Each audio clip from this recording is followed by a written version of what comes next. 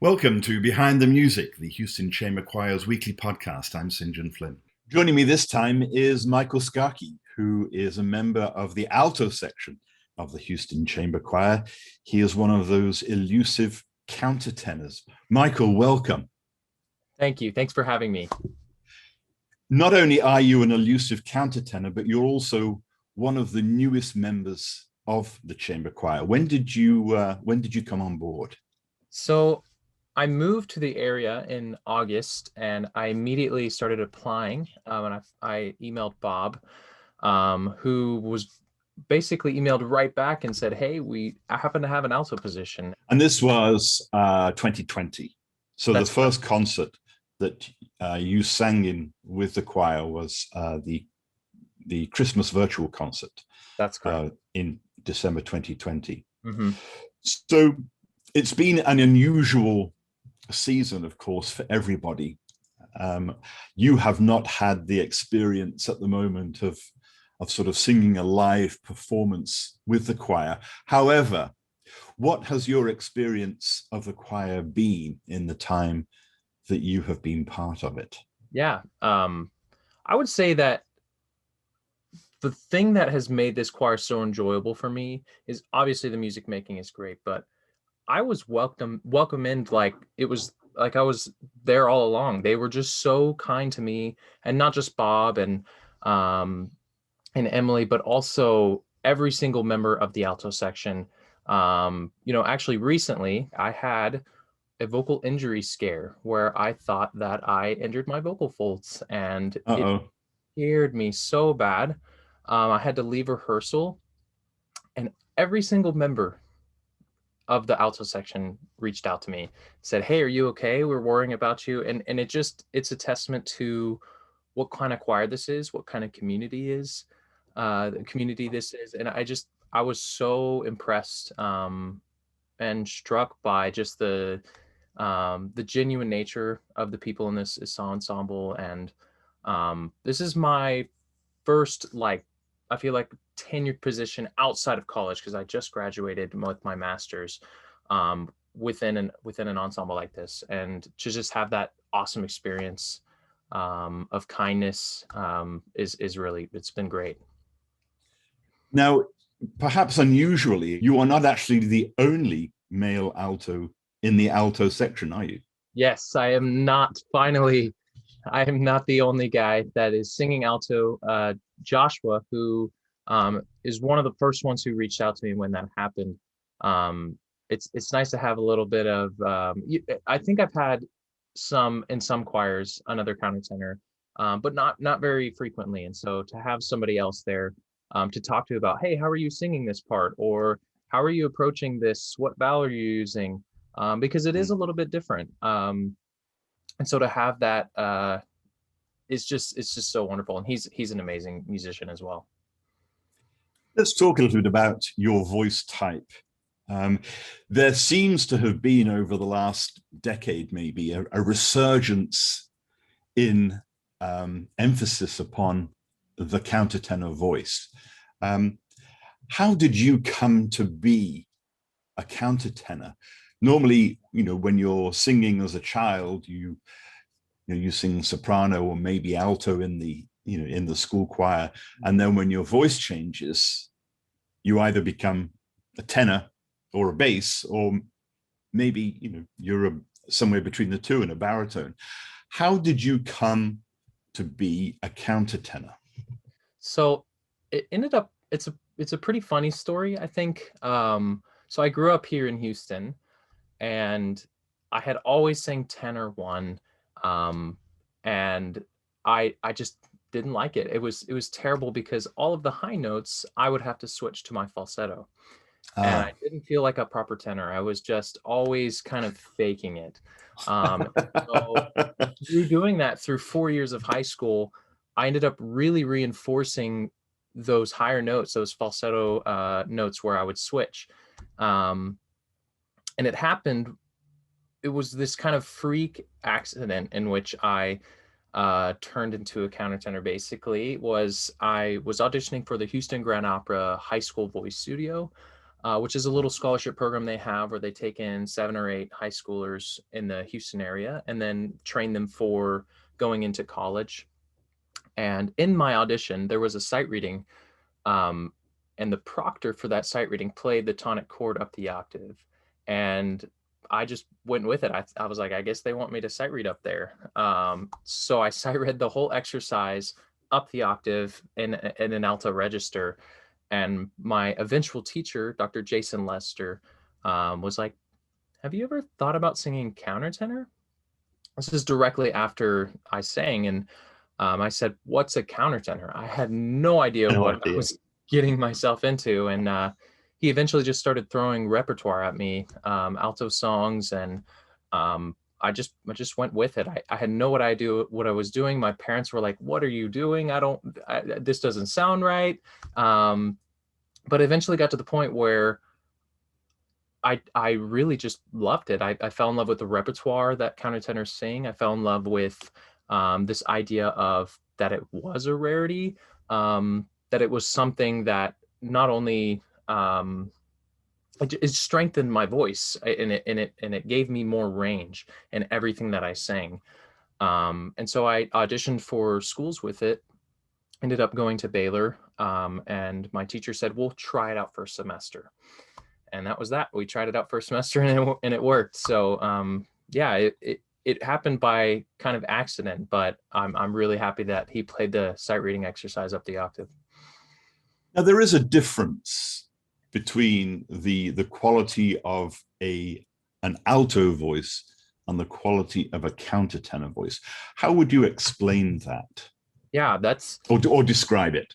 that's tough, because even countertenors, in my opinion, have 3-ish kind of separations and types of countertenors. So you have an alto countertenor, and then you have kind of what is the equivalent to a mezzo soprano, and then you have what are called sopranists, which are the highest countertenors, and they can sing high Cs. And so we all sing different rep. So there's already differences in the countertenor voice than there are in between an alto and a male alto. What I will say is that an countertenor voice can be more strident, and less, or more hooty than an alto voice. So I feel like an alto, like a proper alto, will fit right in between that. So you either get that ooh sound in it or ooh sound, and it's really no in between. I feel like the best countertenors, I do feel like um, mix well with an alto sound. And I think that the best choirs in the world, VOCES8, you're looking at the Tallis Scholars, all of these really, really fantastic choirs have countertenors in their choir for a reason, not just because they sound good, but because they mix well with their female counterparts. What about the perceptions of the masculinity of a countertenor? So I started, before I got into music, I was a football player and a basketball player. That was all I did. That's all I ever wanted to be, was a college football player. Wow. And my freshman year of high school, I ended up breaking my back, and that ended my sports career almost immediately. I gave basketball another shot after it, and it didn't work out. So I had to quit sports overall, and I stuck towards choir. That was the only really thing other than football or in sports that I had some sort of ties to. So I dug down, and that was really hard, just in general, to go to music after being this football player that I was one of the better on the team, and a lot of my teammates were upset with me for leaving and not trying to come back after the injury. And so that alone had some repercussions when it came to perception of masculinity. Yeah. And then when I started singing countertenor, it was compounded tenfold. I mean, it was like, okay, now we're getting into some weird stuff, right? And I think I struggled with it a lot at first, until I realized how much repertoire is out there for a countertenor, how many people are doing it, how many people are succeeding with it. and just how beautiful it is when done well. And so I kind of was able to, as my musical maturity grew, my personal maturity grew of how I felt about other people listening to it. And secondly, there's this effect that I call the deer in headlights effect, and it's everybody's looking at their programs, and then you sing your first note as a countertenor, and everybody in the whole audience goes like that all at once. Yes. And once that happened, I was like, okay, yeah, I don't care. It's great. Yeah. So that's a really great question, and I get asked that a lot because it's important. Obviously, part of that is the origins of the countertenor voice go back to the castrati. That's right. And so many of the great countertenor roles are from the Baroque era, aren't they? Mm-hmm. Yes. Yeah, I actually wrote a whole paper on the castrati versus the countertenor, primarily focusing on the feelings and kind of the ideas of how it would have felt to have been that castrati. They didn't have a choice. They were sold basically into musical slavery in a way that if you had any talent at all, we talked about kind of how a lot of countertenors start out as these voice sopranos, and then eventually, as they grew up and they go through puberty, they transition into being a male alto. Well, these kids, if they were really fantastic voice sopranos, they were gonna be castrated, and not all of them were famous. Not all of them. Not all were Farinellis. Exactly.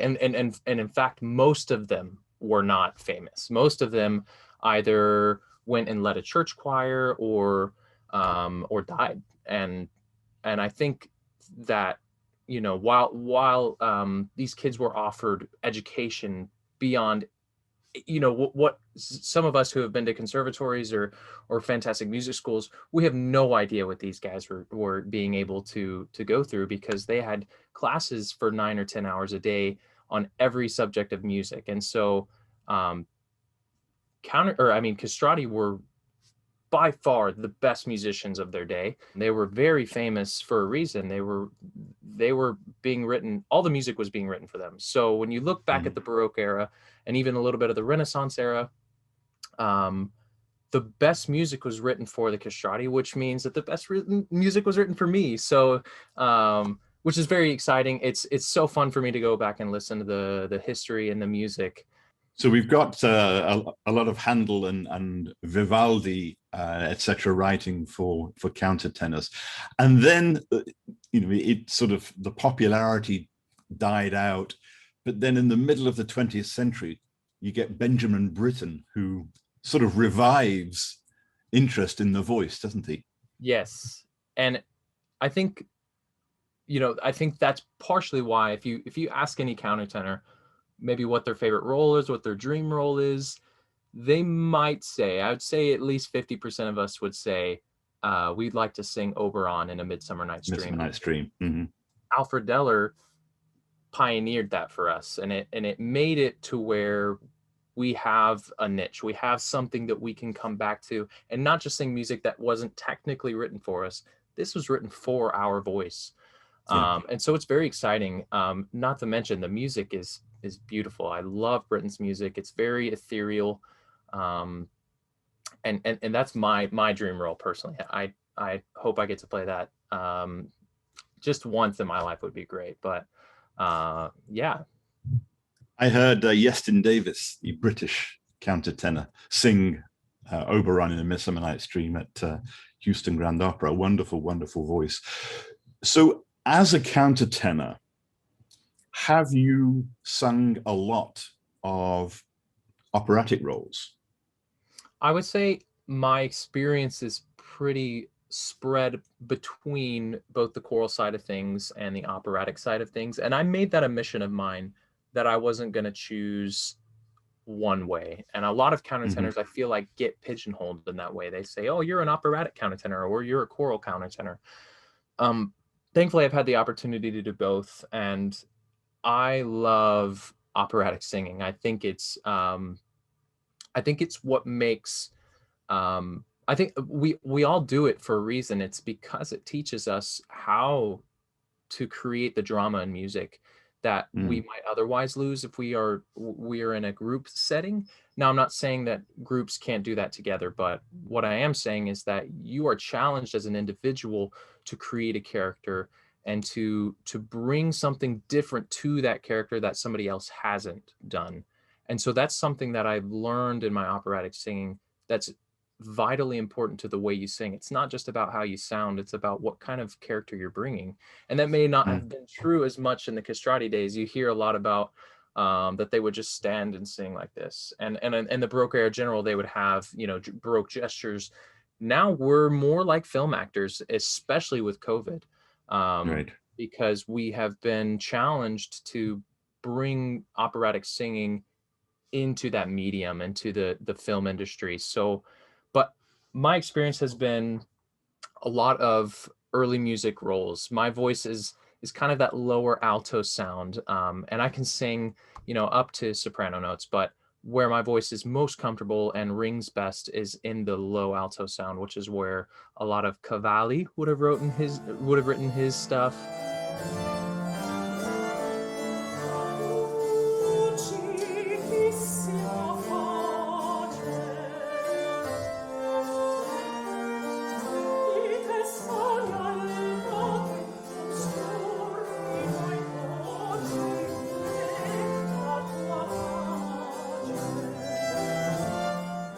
I've sang some Chesti, some Monteverdi, a lot of those kind of roles that would be considered like a really high tenor role or a low alto role. Right. And what I love about that music is its simplicity, so that you do get to focus on the character. It's a lot of recit, so much Italian, but Recitative. yes, just basically dialogue the whole time with a little bit of snippets of arias in there.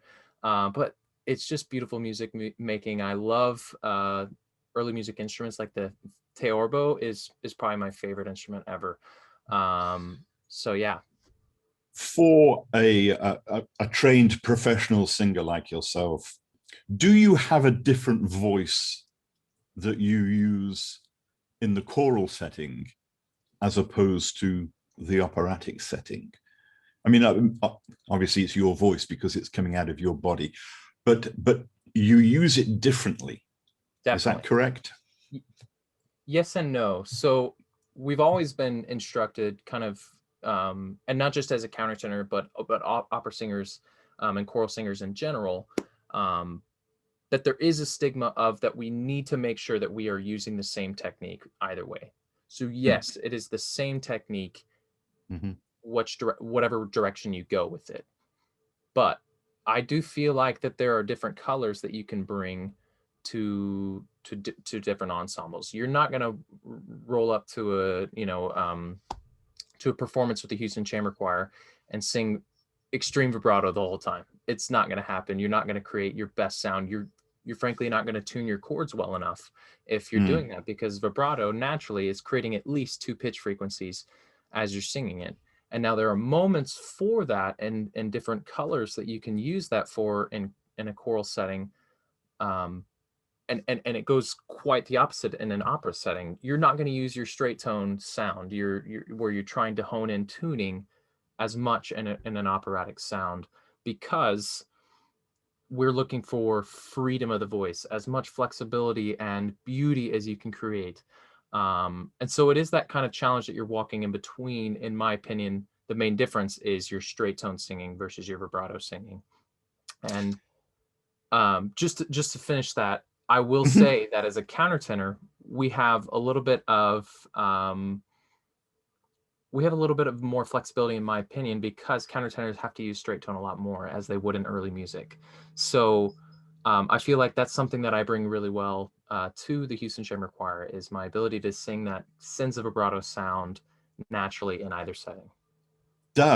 How does your choral singing inform your operatic singing and vice versa? So I would say that the most important thing that you learn in choral singing is how to listen and how to use your ears amongst whether the ensemble is 4 singers all the way up to 24 singers, you're listening to every other part. You're listening to every other singer in the room and trying to make the best sound you possibly can as a group.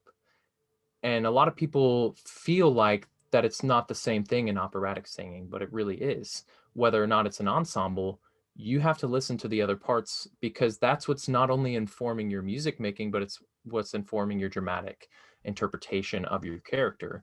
Right. If your scene partner has a completely different approach to the way that they said it last night, well, you need to react to that. And Hmm. therefore, it is just as much a listening game as it is in the choral realm. And I think that's what I've learned a lot in between the two genres, is trying to make them balanced and trying to hone those listening skills in either way, because just as the dramatic interpretation and kind of influences your choral singing, the listening skills influence your operatic singing. So how do you fare with, because one of the marks of the Houston Chamber Choir is, part of their greatness is that they are not confined just to the classical repertoire. They do a lot of jazz and contemporary music. How do you fare outside of the parameters of the classical countertenor repertoire? That was my favorite question that Bob asked me actually in my interview with him, is because I have had few opportunities to sing in that style since I transitioned to a countertenor, because there isn't pop music written for countertenors. Although, if you look at the history of the countertenor, it didn't just start with Benjamin Britten writing for the countertenor. It started with Freddie Mercury and the Bee Gees, and you're looking at the Jersey Boys. There's all sorts of people who sang in their falsetto, and so it's not that countertenors can't sing pop style. It's that some of them aren't trained that way. Thankfully for me, in my experience, I grew up singing pop music explicitly. That's all I did was sing pop music. And it wasn't just necessarily my falsetto. I sang a lot as a tenor. I did pop shows, and I was never a musical theater guy, but I love Disney music. I always wanted to be a Disney prince. So that's kind of where my voice lies naturally, is in that pop style. And so I feel like I do really well in that style. And so when Bob asked me and said, "Hey, we do a lot of pop music," I was like, "That's awesome," because I love singing pop music. I sing in the VOCES8 Scholars. Now, And VOCES8 is a British a cappella that's right. group. That's right. Yes, and their specialties are in the Renaissance realm, in the 20th century stuff, and in this same jazz style. And so it's very comparable between Houston Chamber Choir and VOCES8. Obviously, VOCES8 is 8 members. Houston Chamber Choir is 24, but it's still the same style. So What are the scholars? So the scholars, we're the U.S. scholars. So we are 12 members, all from the U.S., of different parts of the U.S. But they also have the U.K. scholars, where they have another 8 members that do it in Britain, and other parts near Britain. And so what we do is the U.S. scholars is we have 3 weeks with the ensemble. And the first week is kind of our own residency, where we do what they would do at a church for a week-long thing. The next one is we do a recording session at Minnesota Public Radio, where we record a full album's worth of music in about a week span as well. And then the third week is a week with VOCES8, training with them, talking with them, having lessons, working on our repertoire with them, and then we end up culminating with the concert with them. And that was actually my last performance before COVID hit, was days before we had a performance with them. And so that was a kind of a good one to go off on, was singing with them. I think they're world class. I think that they, similar to the Houston Chamber Choir, they make education the most important part of their music making, which I think is really cool.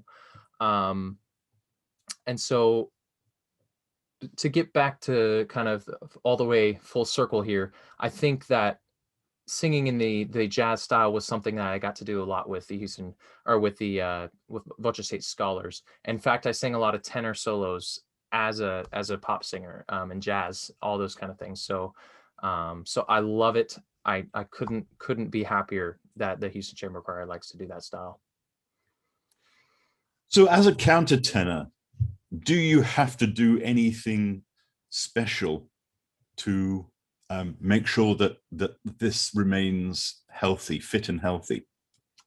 I would say I don't know if it's anything special, but I will say, for at least for my teacher and for myself and how I teach a countertenor, is that a countertenor is going to learn their technique very similarly to the way that a mezzo soprano or female alto would have their technique.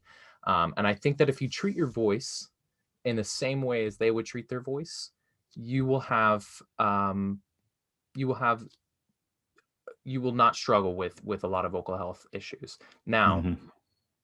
I think also a lot of countertenors are bass baritones or baritones or maybe low tenors.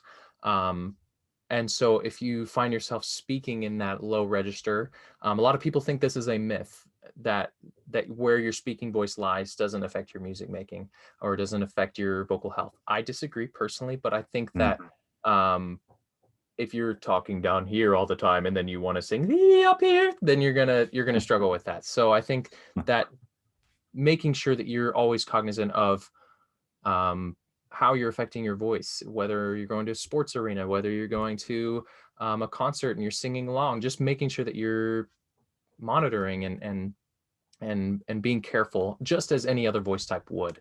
So yeah, I wouldn't say it's particularly anything special. A lot of people are like, "Oh, it's a little countertenor," and I remember I went to an opera performance 2 years ago, and my roommate was like, "Oh, he's a wee countertenor voice. Oh, he needs to be careful."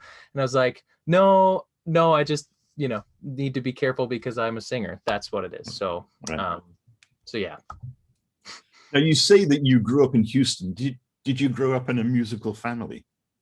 I actually did not, and I'm always jealous of my friends who did grow up in a musical family. But then I kind of turn it on its heel, and I'm saying to myself, I'm glad that I didn't grow up in a musical family, because when I found music, it changed my life. It opened my eyes, and it gave me something that even in my worst days, when I'm like, I don't want to do music anymore, the first thing I do is I put on music. So it's like it just is me now. And my dad and my mom never really sang, but they were always playing music. I don't know if you're familiar with it, but 89.3 KSBJ is the Christian music channel for Houston, and that's what was playing 24/7 in my house. And so I grew up a lot with that, which is the contemporary Christian style of music.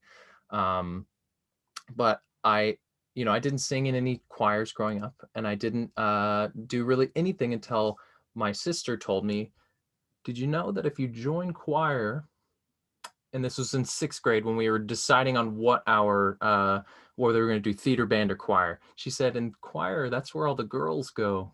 And I immediately was like, "Okay, sold." So that was actually my first. I'm going to do choir, and then I sang a solo in 6th grade, and it just kind of took off from there. And I never looked back.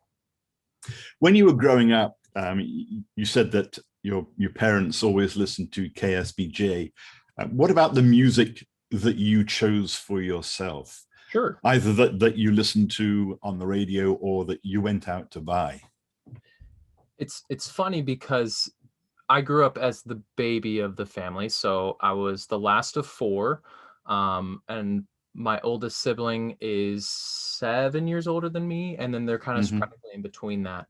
And when you're the youngest of four, and you have two parents that also like to listen to their music, you don't really get a choice, I feel like, other than maybe if you're alone, you get to choose, but um, I listen to what they listen to, and so that influenced my music making, and my listening a lot. I feel like because of that, my genre choices are so sporadic. I was looking, kind of looking back and seeing like what I used to listen to, and everything from Backstreet Boys all the way to Barbie Girl. I'm telling you, whatever it was, I listened to it because my family was listening to it. So I would say that I didn't really start to listen to my own music until my siblings started to leave the house, or I got out and started making friends of my own, and making those decisions following that.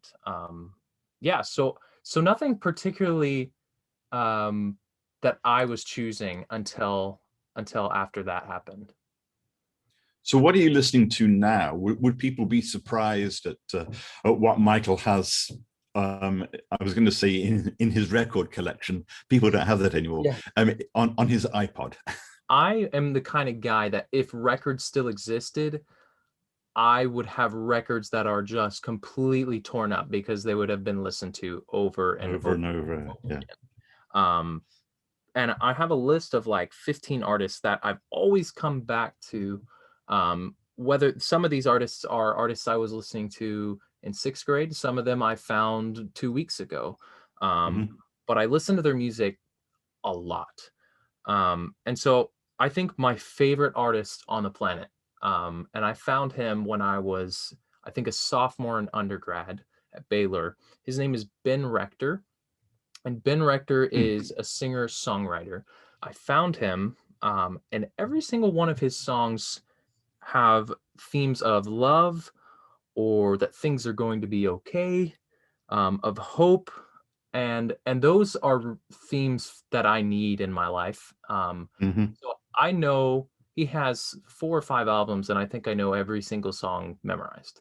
And it's silly, but his music resonates with me so well. Um, and I have a couple songs on the playlist that I've created, but I think his music is just, it makes me think a lot about my wife, and she and I listen to his music a lot together. Our first dance was one of his songs. Oh, Uh, really? so it just, I don't know what it is, but I love singer-songwriters because I think that, as we talked a little bit about earlier, what you listen to is kind of who you are. And I think what these singer-songwriters write is who they are. So it's kind Yeah. of like us having a conversation, just by listening to their music. So I love singer-songwriters. John Mayer is another one I love. Big fan of Hunter Hayes, who's a country singer, so kind of out there. Um, Mm-hmm. this new group I found, my buddy Travis showed me them. They're called the Arcadian Wild, and they're Oh, pretty wow. small group that is, they tour a little bit, but they just wrote a album called Principium, and it's a 4-song cycle album. It's almost classical in a way, but it's folk rock, and it's about the Mm. creation story Mm. of Adam and Eve, and it's unbelievable. I mean, it's really fantastic music. So it kind of throws all my favorite styles in there: a little bit of singer-songwriter, a little bit of folk style, a little bit of classical music making. They use a violin and a string bass, and a mandolin. It's gorgeous. So yeah, and then of course I have my favorite countertenors, and I have the King Singers and VOCES8, who both employ countertenors. So I have that in there as well, and they do pop music and classical music as well. But Yeah. it's a really wide genre pool. You said you went to college at Baylor University. Were you a music major as an undergrad? Yes. So I went there. I remember I was in high school, and I went to their what's called basically their Texas All-State summer camp. So you go and you learn your all-state music there for competition during the school year as a high schooler. And I went on campus as a junior in high school, and I said, that's where I want to go. That's where I want to go. And I was basically, my mind was made up from then. And I had some influences on some other schools, but this school just pulled at my heartstrings. I loved it from the second I stepped on campus. It has such a rich history. It's the first university in Texas. And it's just such a cool place. And so it drew me in. And I knew that I wanted to do music, but I didn't know how I wanted to do music until Mm. I became a countertenor. And then when that kind of rarity stuck in there, and I felt like I had something to offer that was more than just I'm the next tenor to come and sing here. I decided that I wanted to be a performance major, so that's what I stuck with through my undergrad and through my master's degrees. So where did you meet your wife? I met She's a musician as well, isn't she? Yes. So my wife she has 2 degrees in church music from Baylor as well. We actually didn't meet at Baylor though. We met in high school. We are technically high school sweethearts. So we met senior year. Well, I guess it would have been junior year, but we started dating senior year of high school. And we got engaged freshman year of our undergrad. So very early on. She originally chose Abilene Christian University. And it just wasn't for her. So she ended up transferring to McLennan Community College, which is the community college right side out of Baylor. And then she transferred into Baylor shortly after that. So the stars didn't quite align. We didn't know what was going to happen. We were very worried. We got engaged anyway. And then, caution to the wind. Exactly. It ended up working out. And I think our experiences at Baylor together are some of the best experiences of my life, but also at Baylor as well. And I should say your wife's name is Jenny. That's right. So does she work as a professional musician? She does some professional music work, but the answer is yes, but kind of in a different way. She's the associate minister of worship at First Baptist Church of Texas City. She also is a amazing social media and content creator. So she also runs that for the church as well.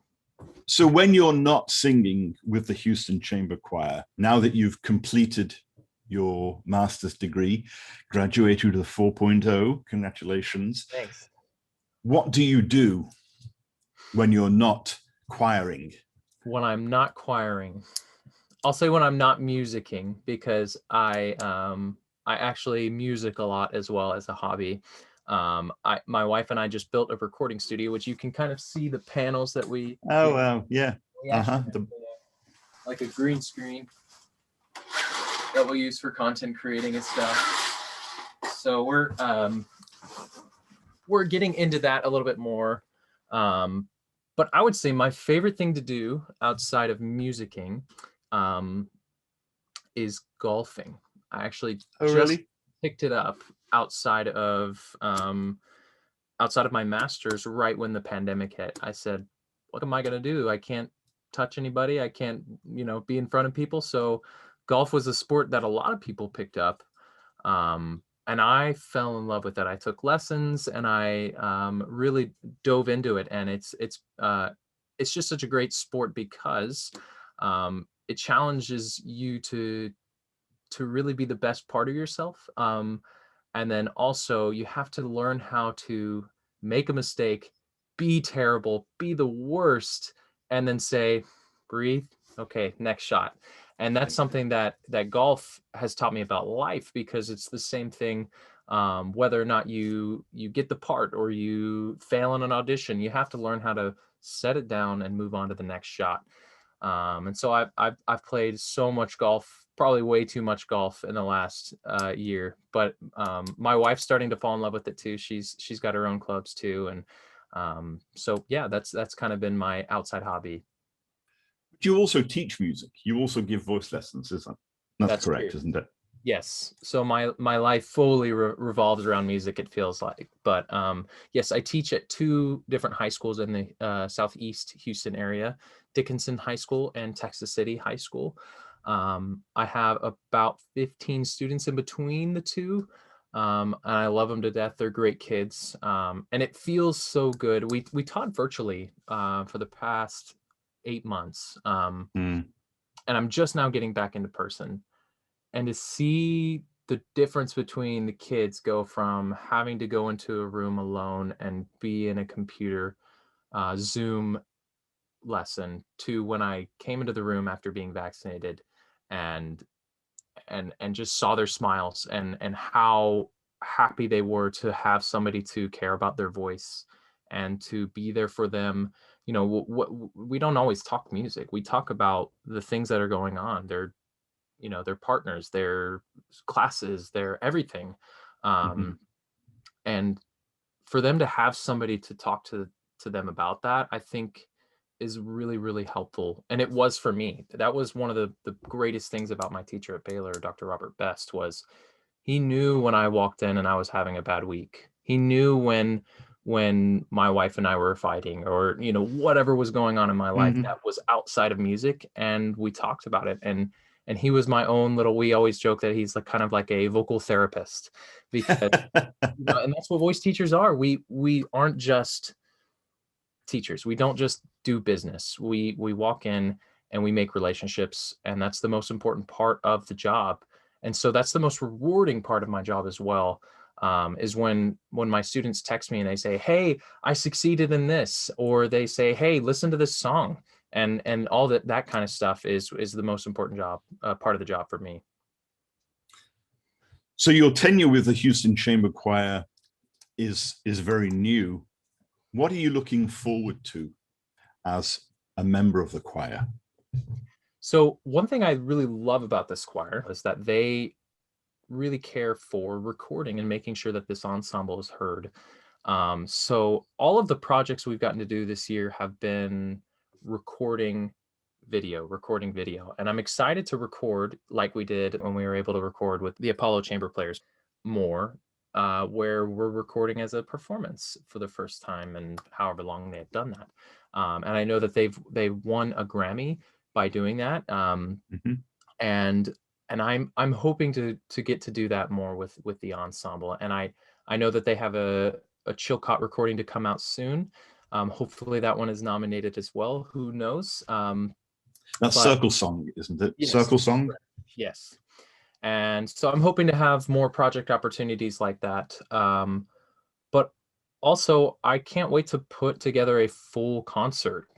We put on a concert's worth of music this year, in the realm of 6 or 8 months, and I would love to put on a concert's worth of music and really hone it in, and then give a full concert. And so I know that's what we're all waiting for, post COVID. But there's a sense of relief, but also of pride when you put together a whole concert program.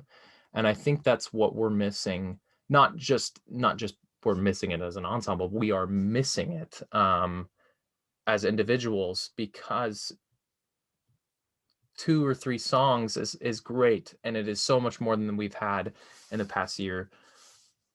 But when you put together that full program, you're really able to create a whole story for an audience. And obviously we miss having the people, because there's nothing like hearing the applause, hearing the gasps, hearing the talking in between, hearing the ruffling of the programs. It just gives you the adrenaline that you need. And I felt like we had a little bit of that back when we were able to record with the Apollo Chamber Players. But just having them in the room versus just us, we had somebody else to perform for, to be excellent for. And I think that's what we're looking for again, is to have a reason to be excellent other than just our own goals. Just being in the room with other people makes you realize that you are alive. Yes, and that you matter, and that music matters. Look, Michael, it's been wonderful to talk to you. It's a pleasure to meet one of the newest members of the choir, even if they are a countertenor. I'm just kidding. It's been a pleasure to meet you. And I'm looking forward to the rest of this virtual season, and hopefully in the not too distant future, to be back into live performances in great venues. Absolutely. So, Michael Skarke, thank you very much. Thank you so much. Thanks for having me. And thank you to everybody who supports the Houston Chamber Choir as a patron, as a subscriber, as an audience member. We hope that you will continue to support the choir, and we thank you very much for being here. Join us again next time. I'm St. John Flynn, and this is Behind the Music. The Houston Chamber Choirs with One Accord is your one-stop shop for choral joy. If you enjoyed this podcast, help us to continue our mission to grow the esteem and appreciation of choral music by sharing, reviewing, and subscribing to our content. As a 501c3 nonprofit, support from listeners like you allows us to continue making new and exciting programming. For more information about us and how you can support our work, please visit houstonchamberchoir.org/give.